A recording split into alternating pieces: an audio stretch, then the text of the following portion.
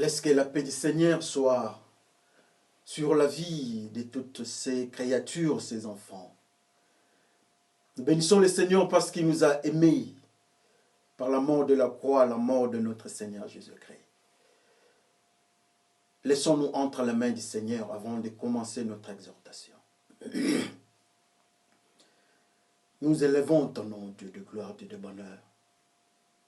Laisse que la parole que nous allons écouter soit une bénédiction sur nous et pour nous, en nous et pour les autres. Que le Saint-Esprit nous enseigne, que le Dieu du ciel nous parle. Par le nom de Jésus-Christ, Père, nous te glorifions. Nous disons Amen. Amen, frères et sœurs. La parole que nous allons lire aujourd'hui est dans le livre. Nous avons 3 textes. Le premier texte, c'est dans le livre de Nombre. Nombre 21, du 3e verset jusqu'au 8e.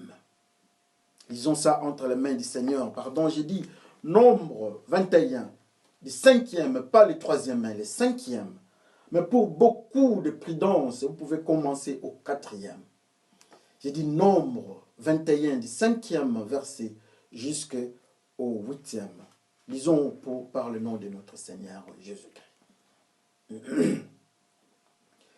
Ils se mettent à critiquer Dieu et Moïse.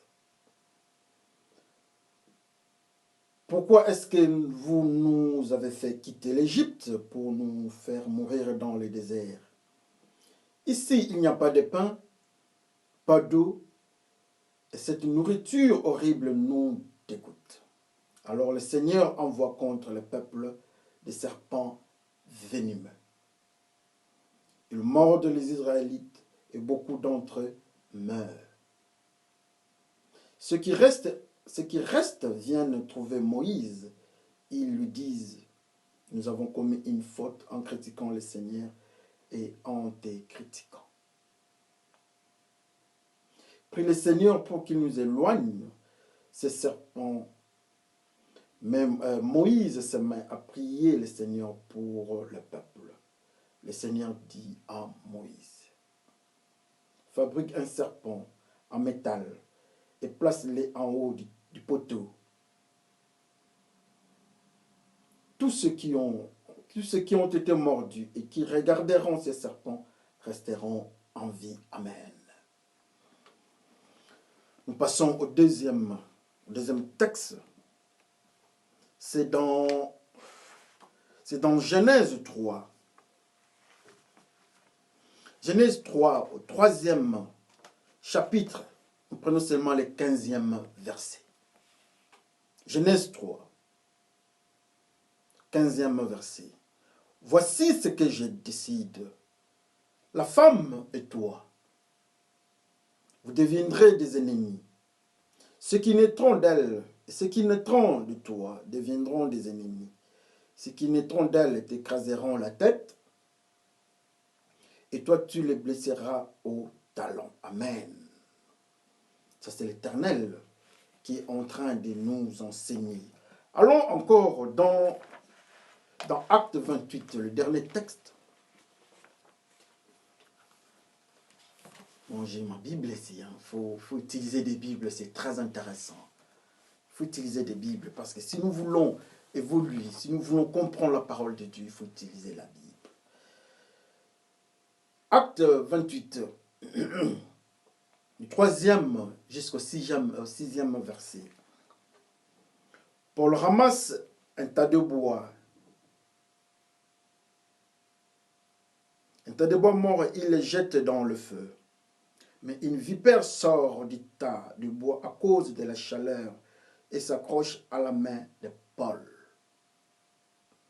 Quand les habitants de l'île voient la vipère pendue à la main de Paul, ils se disent entre eux, cet homme est sûrement un assassin.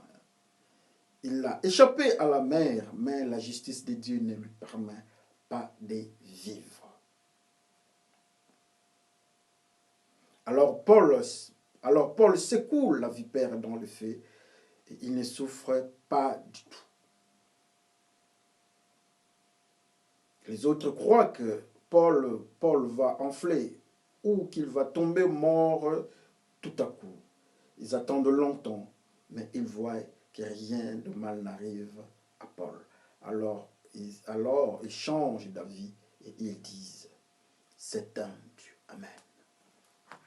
Ils changent d'avis et ils disent, c'est un Dieu. Nous bénissons le Seigneur pour ces trois textes. C'est intéressant de voir qu'il y a des phénomènes qui dépassent notre entendement, de voir que nos frères sont en vie. Et c'est malheureux de voir qu'il y a ceux qui sont tombés à cause de leur comportement et leur manière. Comme nous avons dit, nous avons intitulé notre exhortation de ce jour, les enfants d'Ève dans les déserts. Les enfants d'Israël avaient quitté l'Égypte vers la terre promise. Ils étaient en difficulté.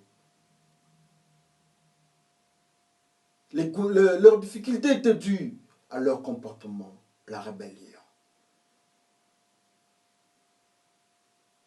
En critiquant Moïse et l'Éternel, ils se disent, pourquoi est-ce qu'ils nous ont fait quitter l'Égypte pour nous amener dans ce monde désertique? Il n'y a ni eau, ni pain. Nous sommes fatigués avec cette nourriture horrible. C'est très malheureux d'appeler la nourriture que le Seigneur nous donne, de dire que cette nourriture est horrible. Et le Seigneur n'était pas content. La décision et la réaction du Seigneur ne s'étaient pas fait attendre. Il y a eu des serpents qui les ont mordus. Ils ont crié, ceux qui étaient en vie, sont partis voir Moïse, demandant pardon. Et Moïse prie au Seigneur. Et voilà, ces enfants d'Israël ont la vie sauve en regardant au poteau là où les serpents étaient. Ça, c'est ce que la parole de Dieu nous dit.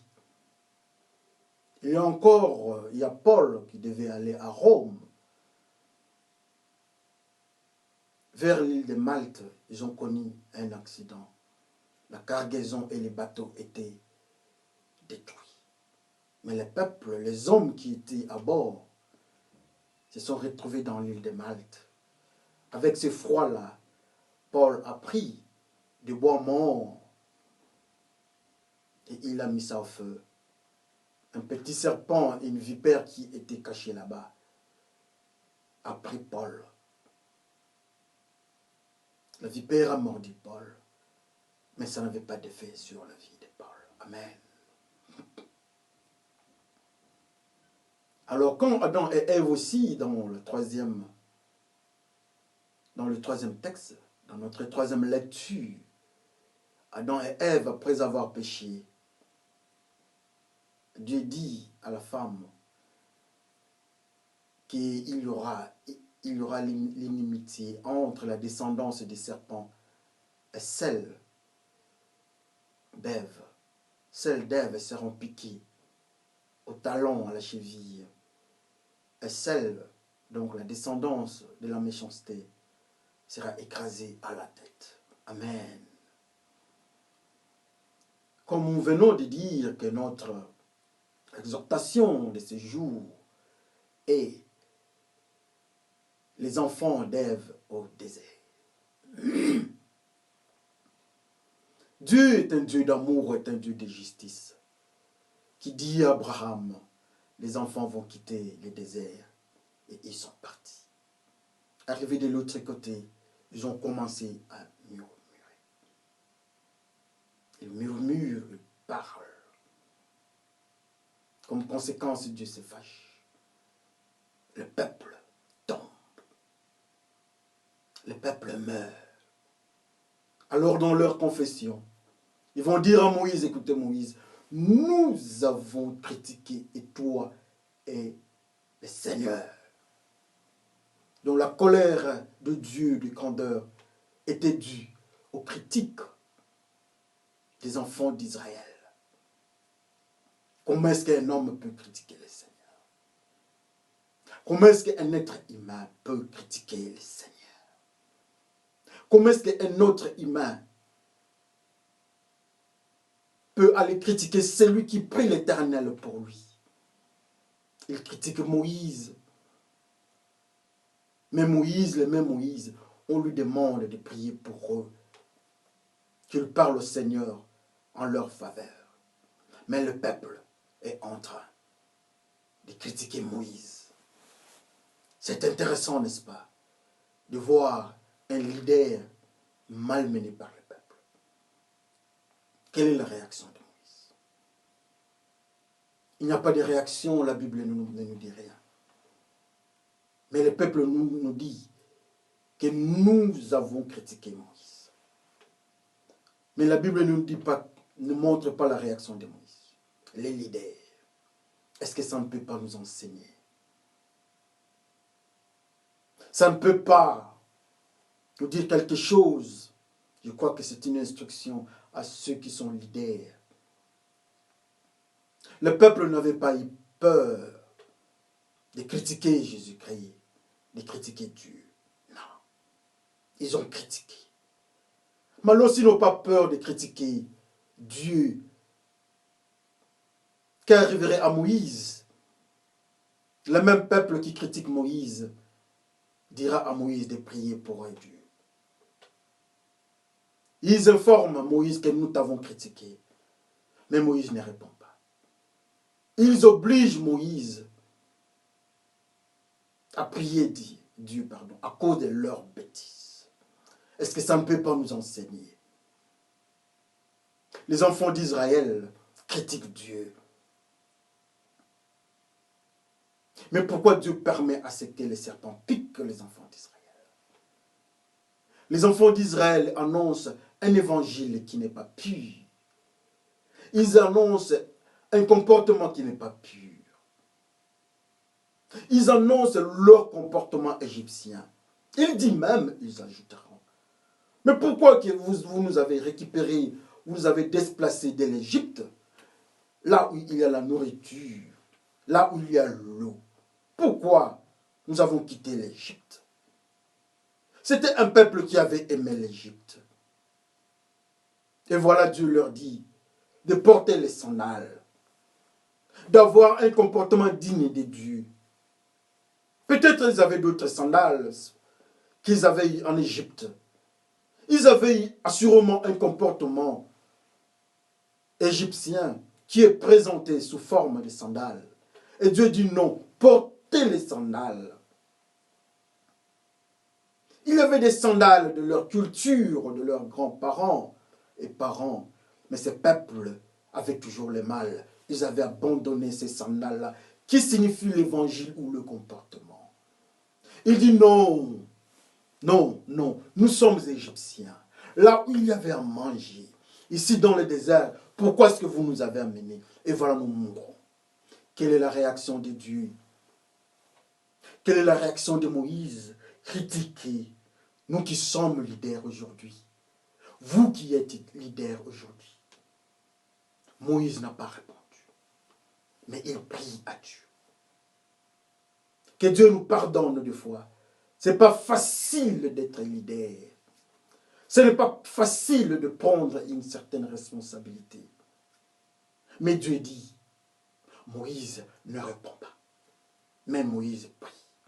Est-ce que ça peut nous enseigner? Ça peut nous enseigner, nous qui sommes enfants de Dieu. Combien de fois nous connaissons des tracasseries? Combien de fois Moïse est humilié? Mais Moïse prie Dieu. Il invoque Dieu en leur faveur. Alléluia. Combien de fois nous sommes dans des difficultés avec le peuple de Dieu? Mais Dieu réagit d'une manière prophétique. Dieu dit à Adam et Ève, Ève, toi, comme tu as accepté les serpents vont piquer les talons de tes descendants.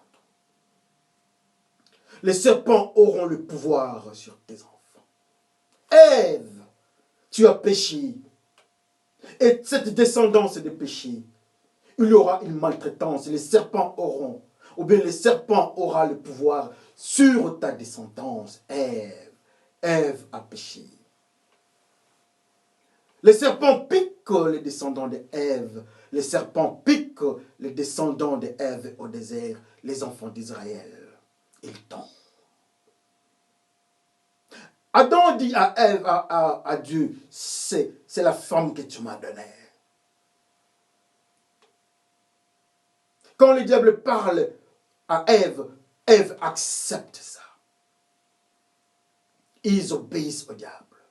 Et le diable doit piquer leur descendance. Alléluia. Et voilà cette descendance-là. C'est la descendance de ceux qui critiquent Dieu. La descendance des désobéissants, comme Adam et Ève dans le jardin. Alléluia. Les enfants d'Israël sont piqués. Dieu leur dit, comme vous m'avez critiqué, le diable a un pouvoir sur vous, comme les enfants d'Ève. Vous êtes de la descendance d'Ève.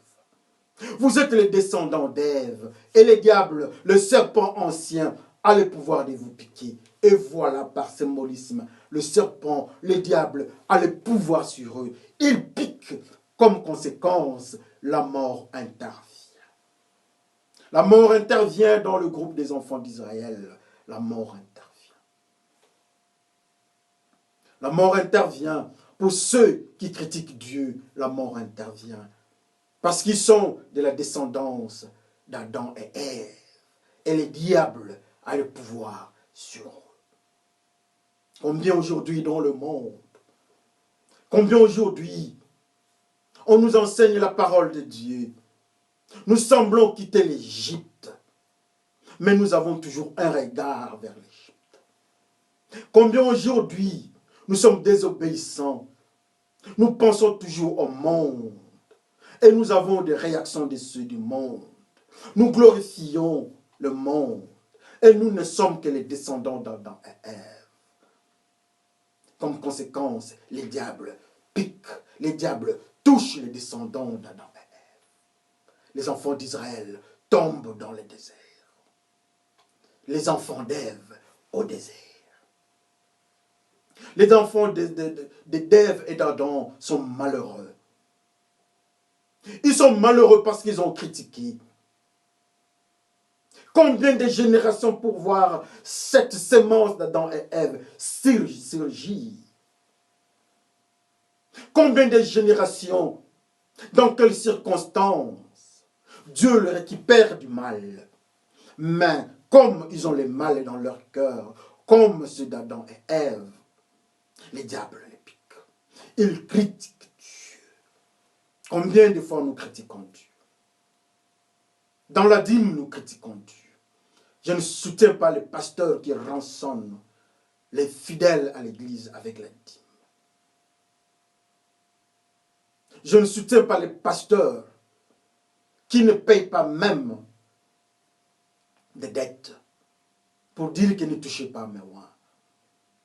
Je ne les soutiens pas. Mais je ne soutiens pas non plus ceux qui ne respectent pas les oins de Dieu, les saints de Dieu. Ne touchez pas à mes oins, qui est oint de Dieu. Adam et Ève et leurs descendants ne sont pas oints de Dieu. Et les serpents les piquent. Les enfants d'Israël, appelés enfants d'Israël, peuple de Dieu, sont sous le contrôle des piqûres du diable. Ils ont raté la puissance de l'ennemi en Égypte. Mais dans leur cœur, il y avait une sémence semblable. Ils avaient aimé le monde. Ils parlent de la nourriture de l'Égypte. Et Dieu pique. Ils ont pensé à leur nourriture passée, au pain passé, à l'eau qu'ils prenaient en Égypte. Mais Dieu leur donne l'eau vive. Ils pensent toujours à leur source d'eau en Égypte. Comme conséquence, les diables touchent. Pourquoi le diable n'a pas touché tout le monde? Mais la Bible nous dit que ceux qui sont en vie, ceux qui étaient en vie, piqués par les diables, Dieu les a fait grâce en regardant à la croix. Aujourd'hui, on nous appelle enfants d'Ève, comme l'intitulé nous informe. Nous qui sommes pécheurs dans des critiques, dans la rébellion, la seule solution pour nous, c'est d'aller vers Jésus-Christ et nous aurons la vie. Même ceux qui sont d'Ève, ceux qui ont le mal, les diables à l'autorité de piquer, de les toucher, de balancer leur vie. Quel malheur, quelle difficulté. Voilà les signes qui accompagneront ceux qui croiront en mon nom. Ils seront piqués par les diables. Ils seront piqués par les serpents, par les scorpions, mais sans effet. Mais ceux-ci, enfants d'Israël, ceux qui sont appelés enfants d'Israël, ils sont piqués par les diables, mais ils meurent. Ceux qui croiront en mon nom, ils n'ont pas crié en Jésus-Christ. Mais quand ils sont partis vers Jésus-Christ, les piqûres du diable n'avaient plus d'effet sur eux. Frères, malgré le menace du diable, malgré tout ce que nous avons fait au devant de Dieu, la manière dont nous nous sommes comportés, tout ce que nous avons dit, ça c'est la descendance d'Ève. Et le diable a le pouvoir sur nous. Le diable pique nos études. Nous ne savons ni évoluer. Nous avons des problèmes. Nous ne savons ni payer les minérales. Le diable pique nos études. Parce que nous sommes de la descendance d'Adam et Ève. Le diable pique notre état de santé. Je ne dis pas que tous les malades sont des pécheurs. Je ne dis pas que tous ceux qui ont des difficultés aux études ne sont pas intelligents. Mais le diable touche, a le pouvoir de toucher à la vie de ceux qui sont dans la descendance d'Ève, ou encore ceux qui critiquent Dieu, ou encore ceux qui sont désobéissants. Alléluia. Le diable pique. Mais la solution est trouvée. La solution est trouvée pour cela. Jésus-Christ est là à la croix. Regarde seulement croix. Ceux qui ont regardé ont vu Jésus-Christ. Leur vie était sauve. Ceux qui ont accepté, obéi à la parole de Dieu, ils ont regardé, leur vie était sauve. Jésus-Christ sauve ceux qui sont de la descendance d'Adam et Ève que nous sommes. Jésus-Christ sauve. Jésus-Christ sauve ceux qui partent au-devant de lui. Malgré leurs péchés, Jésus-Christ sauve.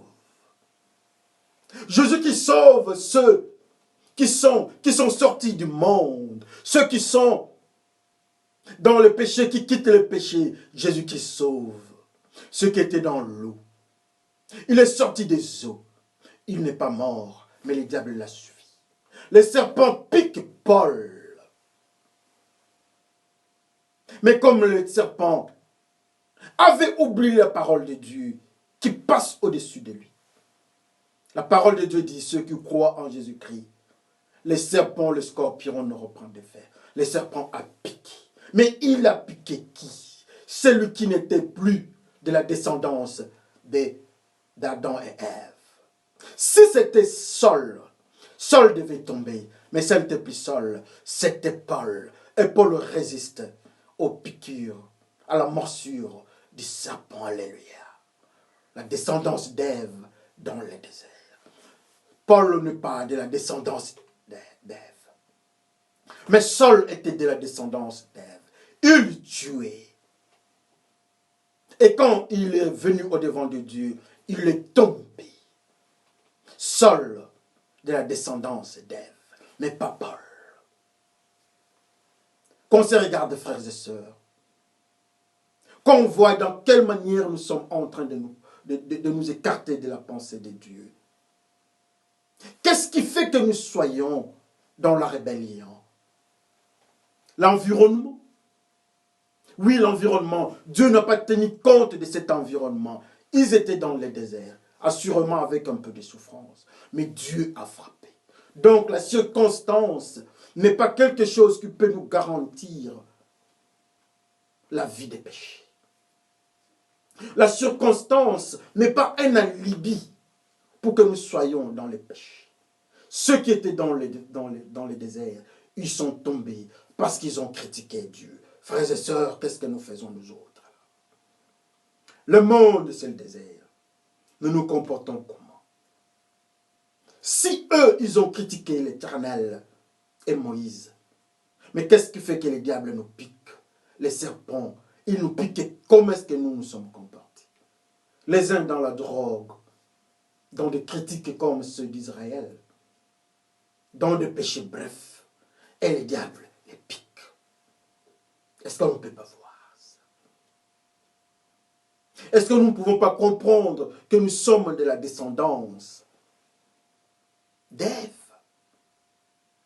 Dieu dit à Ève, il va piquer, le serpent va piquer ceux qui sont de ta descendance. Qui sont de la descendance d'Ève? Regarde ton comportement. Le comportement de la désobéissance a comme synonyme la descendance d'Ève. Ceux qui sont dans la philosophie du monde, ils ont comme synonyme la descendance d'Ève. Ceux qui sont dans des tribus, dans la rébellion en face de Dieu, ils sont de la descendance d'Ève. Et comme conséquence, le serpent pique. Le serpent pique tous ceux qui sont au-devant de lui. Tous ceux qui sont en conflit avec Dieu, les serpents piquent. Mais quand le serpent est venu au-devant de Paul qui était seul, le serpent a échoué. Ceux qui croiront en mon nom, voilà les miracles qui les accompagneront. Le serpent n'a pas su détruire Paul. Celui qui était de l'autre côté, en Israël, le leader. Mais quand il était encore chez son frère, c'est un des Israéliens, quand il était de l'autre côté, chez Jéthro, le prêtre des Madian, quand il était là-bas, en face de Dieu à Horeb, cet homme était en difficulté. Dieu lui dit, regarde, prends ton bâton, mets ça par terre. C'était son bâton à lui. Mais le bâton se transforme en serpent. C'était quelque chose qui était en lui. Il gardait ça. Mais ça avait une puissance cachée du serpent. Quand l'homme regardait ça, il voit un bâton. Il fallait qu'il aille au-devant de Dieu pour que Dieu ouvre ses yeux, qu'en lui, entre ses mains, il avait la puissance d'un serpent et les serpents devaient le piquer. Mais comme il a obéi à Dieu, comme Dieu lui dit, enlève tes sandales, il a enlevé, il a obéi à Dieu. Et il devait être délivré. Les serpents ne pouvaient plus les piquer. Il a obéi à Dieu. Il n'était plus de la descendance d'Ève. Il n'était plus sous le contrôle pharaon égyptien. Mais il est à Horeb au-devant de Dieu, sans sandales. Et Dieu les délivre. Il a obéi à la parole de Dieu. Jésus qui est la parole de Dieu. Moïse a obéi à la parole de Dieu qui est Jésus-Christ. Comme conséquence, le miracle qui suit Moïse, le diable, les serpents ne peut pas le mordre. Moïse reprend son bâton. C'est sans effet. Alléluia. Combien aujourd'hui, si nous étions Moïse quelques jours passés, mais la grâce de Dieu est là, c'est toujours Jésus-Christ. La grâce de Dieu est au-devant de nous. Jésus-Christ fait son travail. Jésus qui est le même hier, aujourd'hui et éternellement, il fait son travail. Seul et mordu, sans effet. Les enfants d'Israël dans le désert qui regardent Jésus-Christ, la morsure sans effet. Moïse qui accepte la parole de Dieu qui est Jésus-Christ à Horeb, la montagne du Seigneur. Le serpent n'a pas d'effet sur Moïse. Alors, Moïse qui était un Égyptien, qui a grandi dans le comportement égyptien, dans l'environnement égyptien, il a obéi à Dieu. En leur premier contact, Dieu lui dit, d'enlève des sandales, qui est le signalement de l'évangile de Pharaon, Moïse a accepté. Il a enlevé les signalements de Pharaon. Dieu l'adopte. Mais alors nous qui étions autrefois Moïse, dans le comportement du monde, Pharaon c'est le diable, l'Égypte c'est le monde que nous vivons. Allons à Horeb. Moïse même est parti très loin, il est devenu berger à l'image de Jésus-Christ. Il infiltre la parole de Dieu, mais avec le comportement égyptien. Dieu dit non, non, non, non, non, non, non. Commence d'abord avec les principes de l'évangile. Enlève Pharaon, il dit oui, je me débarrasse de Pharaon. Dieu dit accepte. Alors Jésus-Christ dit oui, j'accepte Jésus-Christ, qui est la parole de Dieu. Et voilà, il est le bon berger, Moïse. Et Dieu le délivre. Le serpent ancien n'a pas d'effet sur Moïse. Alors, nous pouvons aussi changer. Alléluia. Nous pouvons aussi changer, frères et sœurs, la manière dont nous parlons, la manière dont nous agissons. Tout ce que nous faisons, Dieu est présent une fois. Dans le désert, les enfants d'Ève sont tombés. Mais pas tous. Ceux qui ont cru en Jésus-Christ. Ceux qui croient en Jésus-Christ. La malédiction sans cause et sans effet. Ils étaient maudits. Ils étaient maudits, ils ont crié. Ils ont crié à Moïse. Et Dieu a écouté leurs prières. Moïse les a amenés au devant de Jésus-Christ. Alors nous autres, dans ce que nous faisons dans nos églises, alors nous autres, dans tout ce que nous sommes en train de faire, alors nous autres, ils ont critiqué l'Éternel. Mais Jésus-Christ, qui est notre avocat, au lieu de leur donner la vie, il garantit. Pardon, au lieu de leur donner la mort, il garantit leur vie. Ce qu'il avait dit, ça s'était réalisé avant, dans le désert. Ce que Jésus-Christ a dit aux disciples, ce qu'on nous dit dans le Nouveau Testament, mais dans le désert, ça s'était réalisé. Ça s'était réalisé. Ils sont venus au devant de Jésus-Christ. Ils ne sont plus de la descendance d'Ève. Les diables n'ont plus d'effet sur eux. Moïse accepte Jésus-Christ au mont Horeb.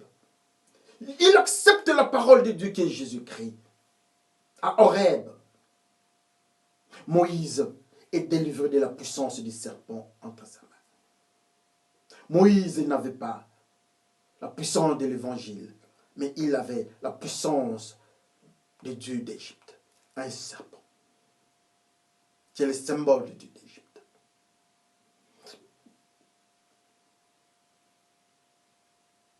Que chacun regarde sa vie.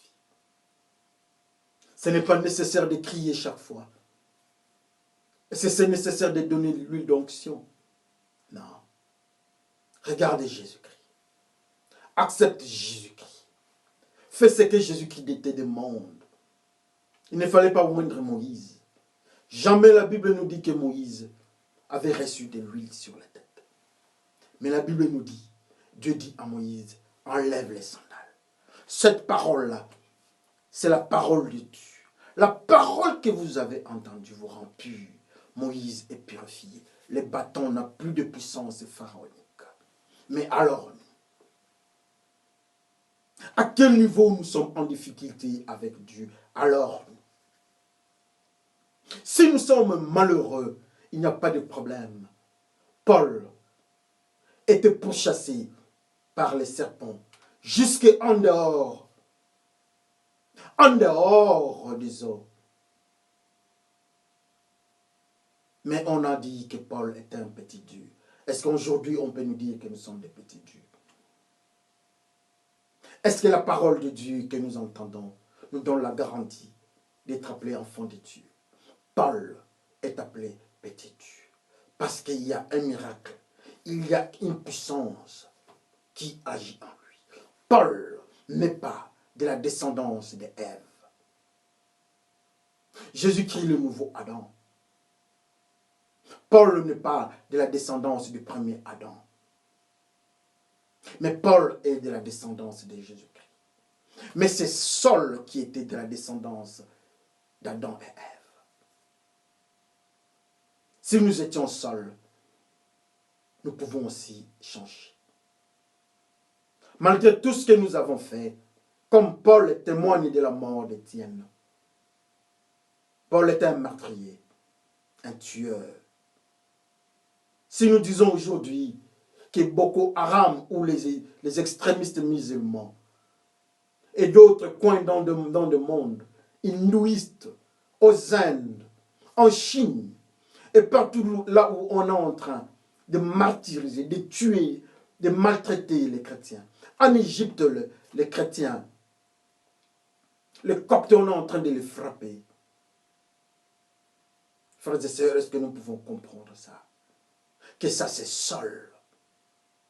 Mais ceux qui sont en train de tuer, d'exécuter les enfants de Dieu, laissez-moi vous dire que vous vous appelez Saul, mais le Seigneur est en train de vous chercher.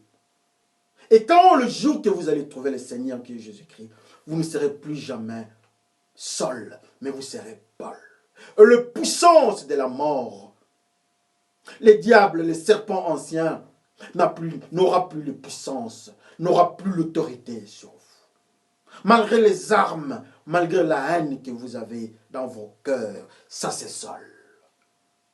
Mais Saul est devenu Paul en écoutant la parole de Dieu. La voix que Saul avait écoutée, c'est la même voix que Moïse écoute à Horeb. Saul tombe, Saul accepte ce que le Seigneur lui dit. Moïse accepte d'enlever les sandales. Mais alors toi qui tues les chrétiens, alors toi qui persécutes les chrétiens, alors toi tu te dis encore animiste, alors toi dans l'homosexualité, alors toi dans la brutalité conjugale, alors toi dans l'adultère, qu'est-ce que tu attends? Telle est la parole qui sonne dans ton oreille.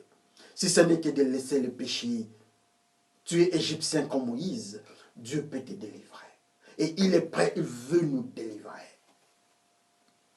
Si nous sommes seuls, Dieu est prêt pour nous délivrer, pour que nous soyons Paul. Si nous sommes Israélites dans le désert, de la descendance d'Ève, la parole de Dieu qui est Jésus-Christ à la croix est présente, cette parole, pour nous délivrer. Ils ont regardé à la croix et Jésus-Christ, le mystère de Dieu Tout-Puissant, les a délivrés de l'ombre de la mort. Ô mort, où est ton aiguillon?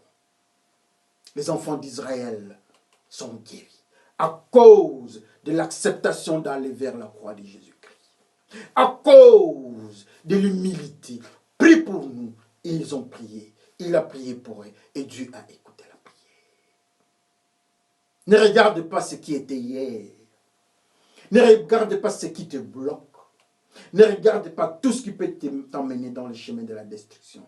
Mais une chose est certaine, que Jésus-Christ est là. Jésus-Christ veut changer quelque chose.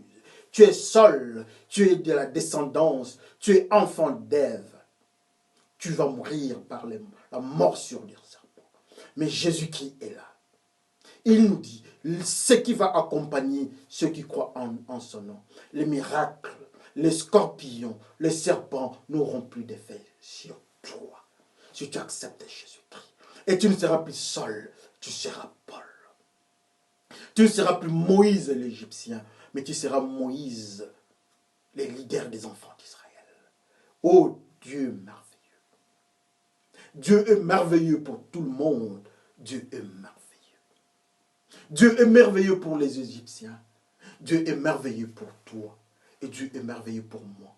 Dieu est merveilleux pour tout le monde. Dieu nous cherche. La parole de Dieu nous cherche. Jésus-Christ est là, il frappe à nos cœurs. Si nous ouvrons nos cœurs, nous deviendrons Paul. Nous ne serons plus de ceux du groupe des enfants d'Ève dans le désert. Même si nous sommes dans ce groupe-là.